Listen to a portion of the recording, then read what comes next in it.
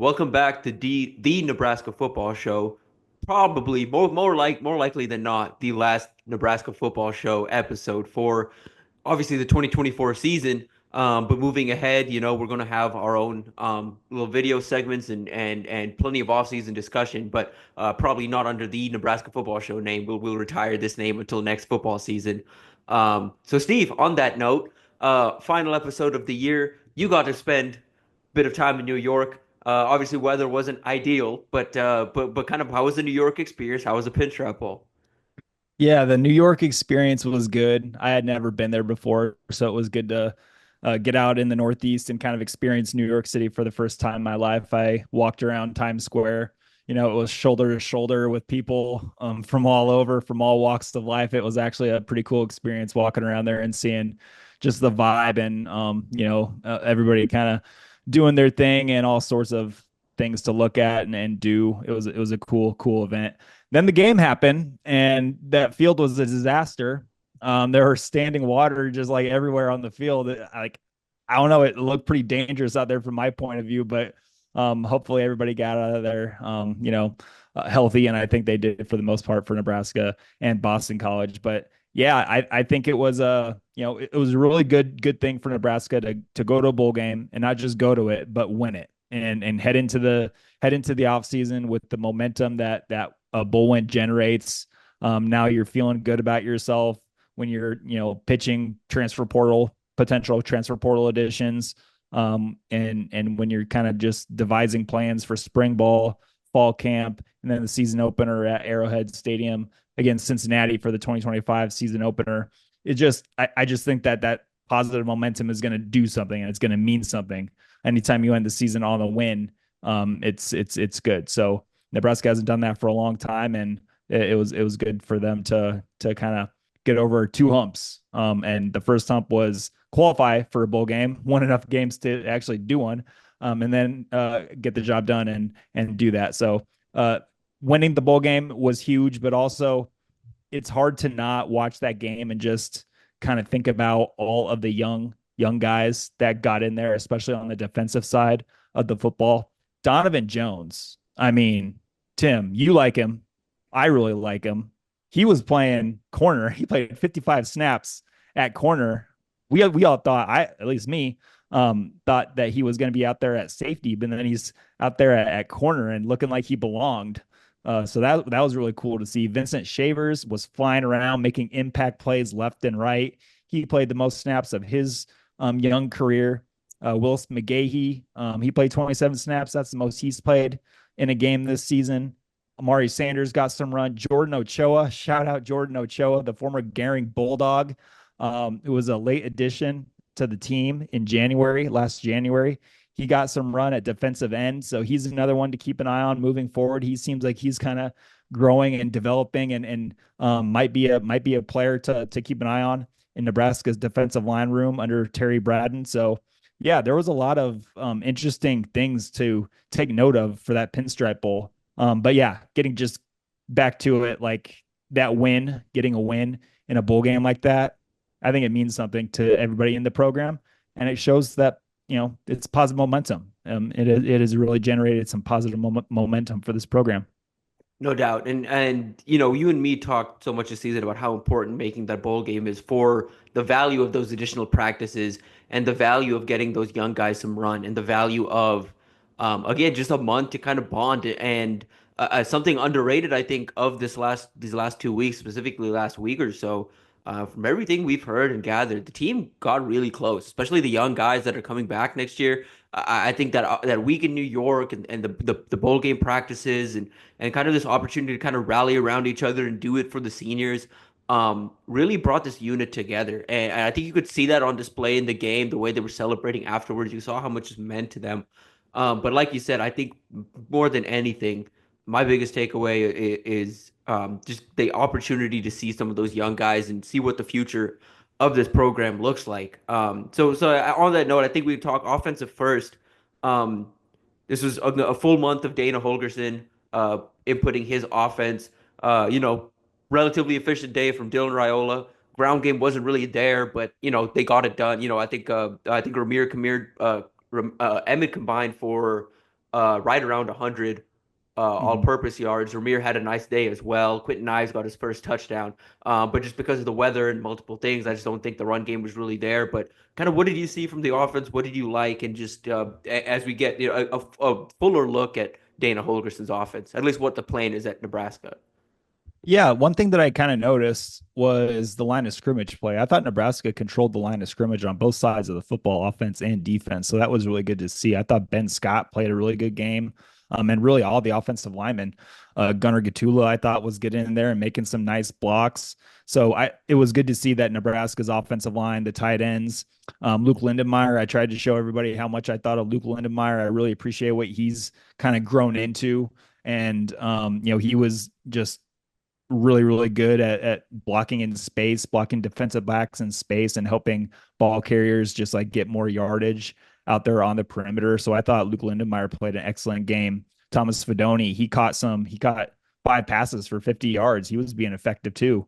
So Jamal Banks was out there. He kicked the whole thing off with that excellent one-handed grab, left-handed one-handed grab on the game's first play. I think it was the first play of Nebraska's offensive series. So yeah, there was a lot to like. Dylan Raiola, like you said, he was pretty efficient. He completed 74% of his passes.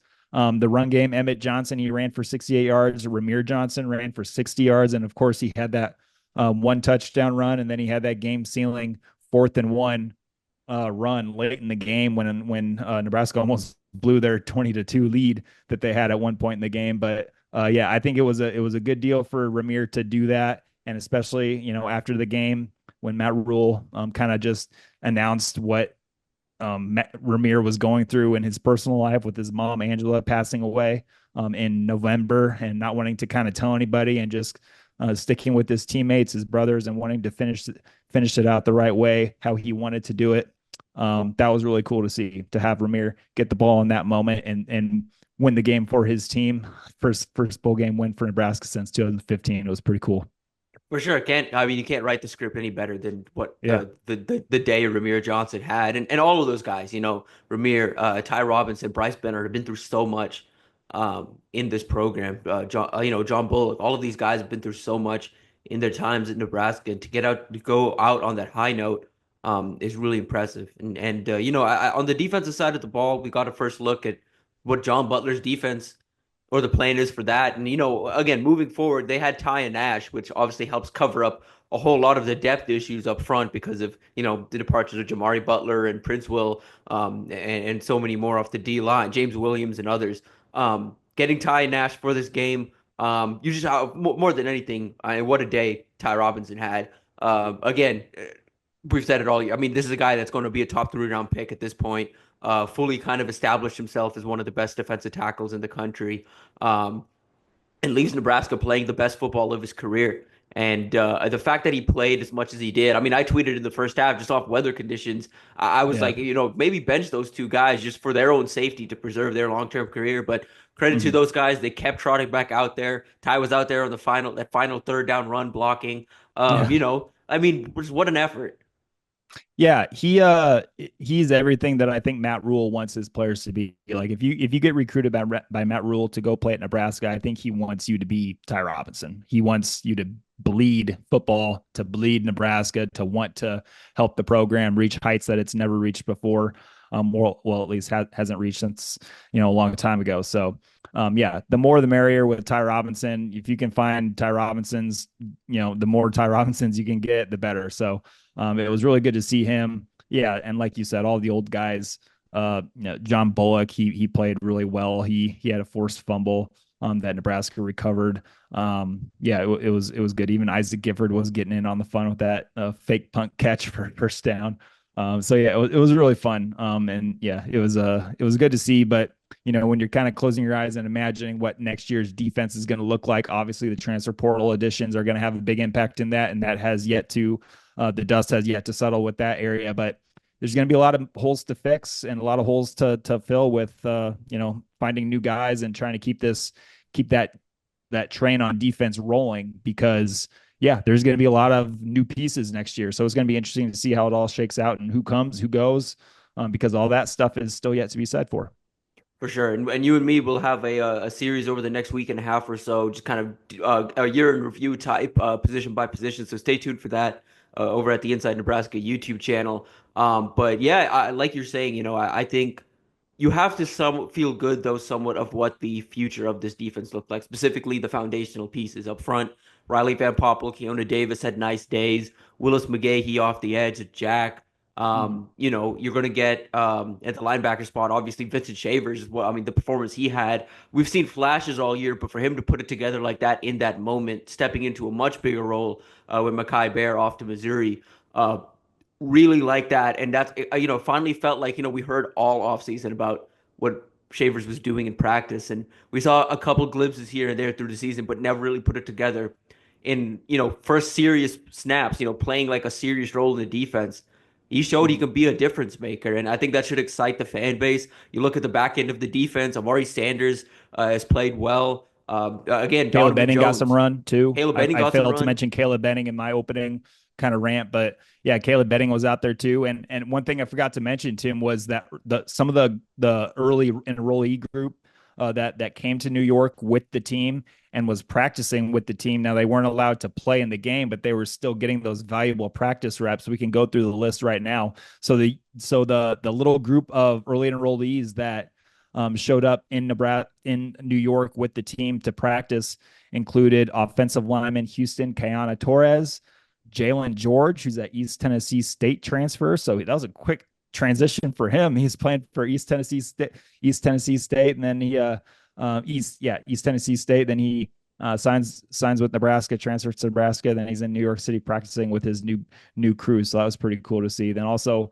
Pierce Mooberry and Caden Vermas, while they weren't actually practicing because they're dealing with some injuries, they were there just to get involved with the team and the bull trip and kind of meet their new teammates and stuff like that. So that's awesome. But then Bryson Weber, Tanner Turch, TJ Lateef, the quarterback in the class, Isaiah Mosey, the receiver, Jackson Carpenter, a local product out of Lincoln Southwest at receiver. Those guys are all there and getting some reps and learning about their new team and teammates and coaches. So I thought that was pretty valuable for those guys as well. For sure. And again, not they got, obviously that first taste of practicing in Nebraska. I'll say this, man. Just looking at the pictures of the guys in action and talking to people that were around practice this week, Houston Quijano Torres. You and I have Yeah. been high on him. He looks the Uh-huh. part. He looks ready to go.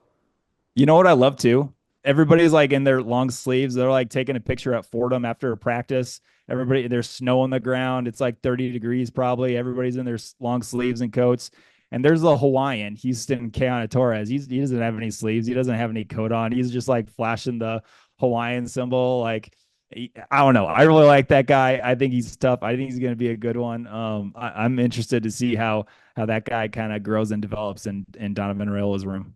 Yeah, don't sleep on him. I mean, I've kind of said I kind of think he's like a sleeper candidate to potentially even win that center starting spot as a freshman. Again, I think it's Sam Sledge's job or Justin Evans' job, whoever wants it. I think the veterans are going to get the first crack at it. But I mean, Houston, I think has the talent and has the size and the ability to kind of potentially take that job if he wants it in year one. Obviously, we'll get into that much later. But Steve, I don't think we can discuss this game without discussing special teams. It's just, kind of they had a strong kind of run at the end of the year where you kind of felt, oh man, maybe Ed Foley saved his job a little bit. And then they make some transfer portal additions. Kevin Gallick from New Hampshire at long snapper, Jack McAllister at punter. So, you kind of shore up those two spots on the field. Um, but as a unit, I mean, they have not executed well enough. And then to completely fall flat like that in the season. And I get it, weather didn't help. None of that helped, but they cost themselves some points with that fake field goal at the end. Obviously, they had the blocked PAT that was returned for Boston College's first 2 points of the game, and then you had a blocked punt that practically got Boston College back in that game late. Where time and time again Yeah. we've seen this season a game almost in hand for Nebraska suddenly turns because of one critical mistake, and it happened to be special teams, which has been the one that has made these mistakes time in and time out. I mean, like where are we at with this unit at this point? Yeah, after the game, I think I think everybody kind of understands where they're at with the unit because of what Matt Rule said after the game when he was talking about the special teams. And this is a quote. I mean, he wants a complete and total overhaul of special teams. Now, what does that mean? He didn't actually come out and say that, hey, we're going to have a new special teams coach. I'm firing Ed Foley. He did not say that. He didn't mention Ed Foley at all. So, but when you say something as a head coach, when you say a complete and total overhaul, that kind of sounds like new leadership on that phase of the game, that third phase of the game, the special team. So what that looks like, I don't know. We'll just have to wait and see with that because, at the end of the day, Matt Rule has known this has been a problem and Matt Rule has tried to fix it. But you know, it's just it's a situation where it hasn't been good for years now. And there's been some ups and there's been some downs, but there's been a lot of more downs than ups, I think. So I don't know. I think they're probably, if you're asking me, my opinion, just a dumb sports writer's opinion, I think you need a new special teams coordinator. Does that mean Ed Foley is fired, or does that mean like Ed Foley gets, just kind of maybe demoted and sticks around in the program, but just does something else? I think that's also a possibility too, because I think Ed Foley is a good football coach. I think he's been around the game for a long time, and I think he knows a lot of stuff that can help out the program still. But at this point, I think a shakeup is needed for sure. Yeah, something needs to change, and again, like the long snapping issues are hypothetically getting fixed with the addition of Kevin Gallick. Mm-hmm. A long snapper from New Hampshire who's been pretty effective in his career thus far. Again, Brian Buccini is out. Jack McCallish is in. I do still feel confident in the kicker room at least. Johnny Hull, again that the both those blocks or the blocked PAT isn't necessarily on him. It was a poor snap. And I don't really know the whole situation on that is either because of the snap, but still confident in John Holt, still confident in Tristan Alvano, depending on his recovery. Um, I don't even know if you see any additions there necessarily, but yeah, I mean, and even up front, I mean, beyond the kicks and the punts, um, kick return and punt return is just like a non-factor for Nebraska right now. And you're seeing teams across the country get positive, positive gains out of it. It's in the Big Ten with where Nebraska wants to be. They can't get nothing out of the special teams right now. They have to get something. And this year it was kind of a return to, okay, at the very least, we're going to be safe with the ball. We're going to protect the ball on kicks and punt returns. And they did that for the most part. But now you have to take that next step and you have to gain something out of that. You have dynamic athletes. You have Ja'Cory Barneys. You've got Cortez Mills joining the program. You have Isaiah Mosey, who's a talented returner in his own right, joining the program. Andrew Marshall, the Idaho Andrew defensive Marshall, back yeah. transfer, is a good specialist. You've got guys now that can contribute in special teams, put them in positions to succeed. And I think that's the next step for Nebraska here is not just shoring up that unit and making sure that special teams is not a negative for the program, but make it a positive because you're seeing it across the country how much that affects other programs.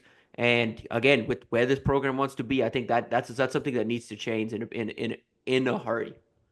Yeah, just a new perspective in there is kind of what I think Matt Rule is wanting. And again, I don't know if that means firing Ed Foley or just moving him to a different part of the program so he can do something else. Because again, Matt, Foley is a longtime assistant coach under Matt Rule. But at the end of the day, winning football games is what matters, and special teams is a big part of that.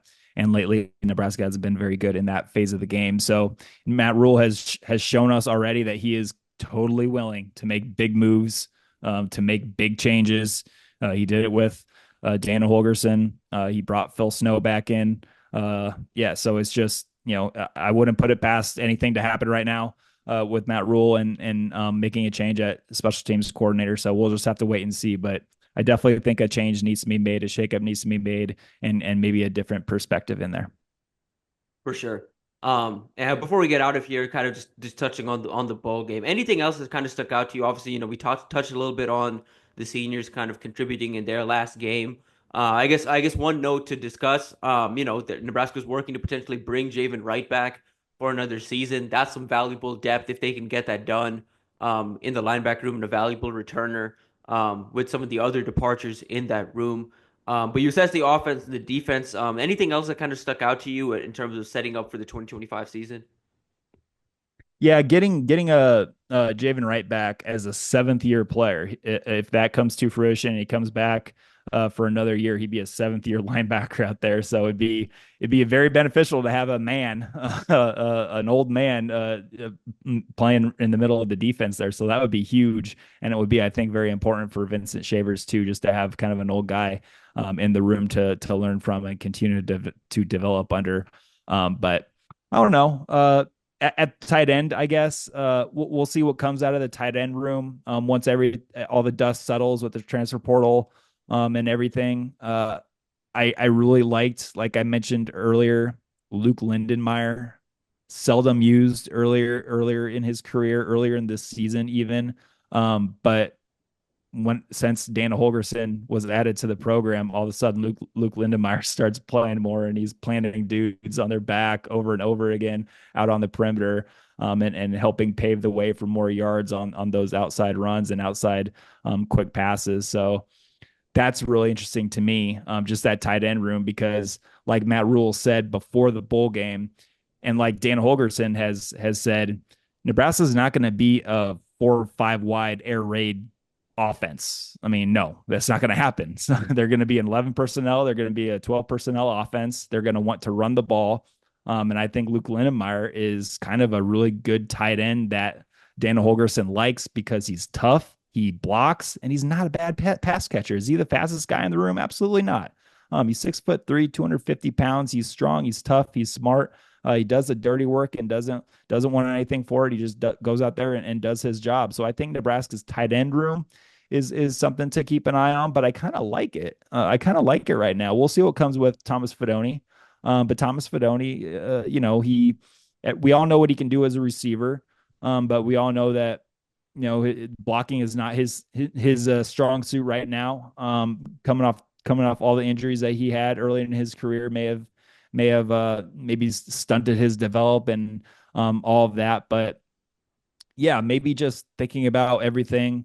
The tight end room is one that's on my mind. But then the quarterback situation too. Next season, Heinrich Harburg. I mentioned the tight ends, but Heinrich Harburg got his first dose of being kind of that hybrid receiver slash tight end, H back, just somebody who can do a lot of different things. You can put him out wide, run some routes with him. You can motion him inside to the core of the formation, and he can be a blocker for you. I thought he blocked pretty dang well. I Yeah. mean, he planted his left shoulder in BC's top edge player and knocked him back and created a lane for Ramir Johnson to run the football for that large explosive to get the ball down to the 1 or 2 yard line, and next play was a touchdown. So I thought Heinrich Harburg showed some really good things, not only in blocking outside edges and that kind of split flow block, but also as a perimeter blocker. We saw him plant Cameron Martinez, who, by the way, had a really rough game trying to get off blocks by Nebraska, BC's slot corner, slot nickel. Yeah, I thought Heinrich Harburg showed some really cool stuff. I'm really interested to see what he looks like next season, Tim. So right now he's listed at 6'5", 225. What's he going to look like next year? What does the staff want him to be weight wise? Is he going to come back 6'5", 235, 240? How much bigger do they want him to be, while also able to keep his movement skills and his speed? So that's going to be really interesting to me. Is that I think he's transition? yeah. I think he's Yeah, go on. quietly like a top five most intriguing Oh yeah, prospect of the yeah, spring, of just like in terms of like a full offseason to commit to this position yep. change. And you have Dana Holgerson, who knows how to use these versatile weapons. Oh yeah, Like yeah. he's not, again, I don't think he's going to be a necessarily traditional tight end. He's going to be one of those No, like no. weapons. I don't think you're ever going to see Heinrich Harburg. Well, I don't know if I should go that far of saying I don't think we're ever going to see Heinrich Harburg as a traditional hand in the ground 3-point stance tight end. Personally, I don't want him to be that. I don't want Carter Nelson to be that. But who knows? We'll see. But yeah, offline tight end, have him in a 2-point stance, motioning around, just being a big jumbo athlete. I want that for Carter Nelson as well. But we'll see. Dan Holgerson's smart. He's smarter than me. He'll do whatever he thinks is best to put points on the board with those two guys. So yeah, it's really fun because we're all talking about like Ja'Cory Barney and what that means for him with Dan Holgerson playing the call, being the play caller and all that stuff, and how and how beneficial it could be for Ja'Cory Barney. But then you watch the bowl game, and Heinrich Haarberg is really, really intriguing out there for his first time out there as is a kind of a non-quarterback role. So yeah, Heinrich Haarberg has piqued my interest to say the least. For sure. And now the question, in the running back room right now is where's Nebraska going to be able to replace those Yeah. short yardage yards left behind by Dante Mm. Dowdell? We've seen this program in the past, kind of be a little unconventional with who they hand the ball off to. Could we see some Heinrich Haarberg like running back snaps potentially? Do they get a little creative in trying to address the short yardage back situation? Because again, that's a tough thing to find in the portal is a specific role player that's willing to come in and play that role when Emmett Johnson, the established one. You have two touted backs coming in from high school in Connor Booth and Jamarian Parker. And you have a true fullback in Isaac Dickey coming back as well, who I do think can also do some of the short yardage stuff. I think Nebraska's solution to the short yardage uh, back hole that's left behind by Dante Dowdell, who's off to Kentucky, I think that answer is somewhere on the roster. I just don't know exactly who it is. Yeah. So first of all, shout out Isaac Dickey and the Cross County Cougars out in Stromsburg, Nebraska. Shout out those guys. Okay, quarterback room. It's yeah, it's an interesting point with Heinrich Haarberg still because when you look at Nebraska's current quarterback room, Dylan Raiola, Daniel Kalen obviously transferred out. He's at Virginia right now. But you also have coming in TJ Lateef. He'll be a true freshman, and then you have Marcos Davia, the transfer from Purdue. What do those guys have in common? They're not big runners. They're not run first guys. They are pass first dudes, pocket passers. Their right arm is their weapon, their top weapon. So I still think that you want a quarterback run element. I think every college offense wants that just because it's very hard for defenses to. It just makes things very hard on defenses to account for. Yeah, I could absolutely see Heinrich Haarberg still having a Haarberg package out there where he can run his own read, where he can read a defender and either hand off or keep it, run a QB power, QB lead. I love that stuff. And I think Heinrich Haarberg can absolutely do that. So I think, with him still on the team, he's just a weapon that you can use in several different ways. And I think he's very, very valuable in that aspect. My prediction, I think Matt Rule and Dana Holgerson, Heinrich Haarberg are going to be watching a lot of Tyler Warren film this Oh, spring. yeah. That's a good call. It's a really good call. That's one that I think just it makes a ton of sense, in terms of the athlete, in terms of kind of what they can do. You saw the effort as a blocker. Yeah, no, I'm intrigued by that, and we'll have more. Obviously, we've got a full off season to kind of discuss. Nebraska's off season and what's ahead. We'll have probably later this week position by position breakdowns of the year in review of the quarterback room, where we'll just dive into Dylan Raiola's play, Heinrich Haarberg, the improvement and obviously the move, what the future of that room looks like behind Dylan Raiola, the running back room as well. Probably a wide receiver and tight end video later this week as well. And we'll dive into the defense either late this week or next week. So stay tuned for that. We'll have Recruiting Blitz up on Wednesday, most likely. Just recapping some of the headlines from the last week or so, along with some of the transfer portal intel as those visits kick off again on Jan 1st. As we're recording this, Nebraska's set to host a Auburn freshman defensive lineman, TJ Lindsey, 6'3", 294-pound, out of IMG Academy, who started his career at Arkansas. Intriguing interior body that Nebraska's going to have on campus later this week. Once again, stay tuned to InsideNebraska.com for our transfer portal intel. Steve's checkdowns up from the final checkdown of the year. Always a Mhm. good read.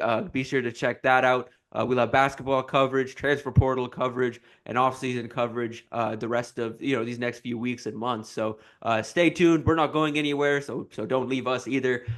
Be sure to like this video, subscribe to our channel. And Steve, before we get out of here, any last thoughts? The Big Apple was cool. I had a good piece of pizza, but a lot of good Asian food. I don't know if a lot of people out there know this fact about me, but I'm an Asian food fan. So I hit up like 3 different places. Nice. That's Heck that's yeah. my fun fact to end this pod on. Heck yeah. Now we got to get you up to Omaha at some point. Yeah, yeah. There's some good Asian food up here. Mhm. Um, but yeah, on that note, we will see you guys next time. Thank you for tuning into the Nebraska Football Show all season. We will be back with this version of the Nebraska Football Show next season. But Steve and I will have plenty of YouTube content in some form or fashion under a different name or something. The rest of 2025 until we kick things off again next year when Nebraska takes on Cincinnati. So on that note, thanks again for tuning in, and we'll be back in August.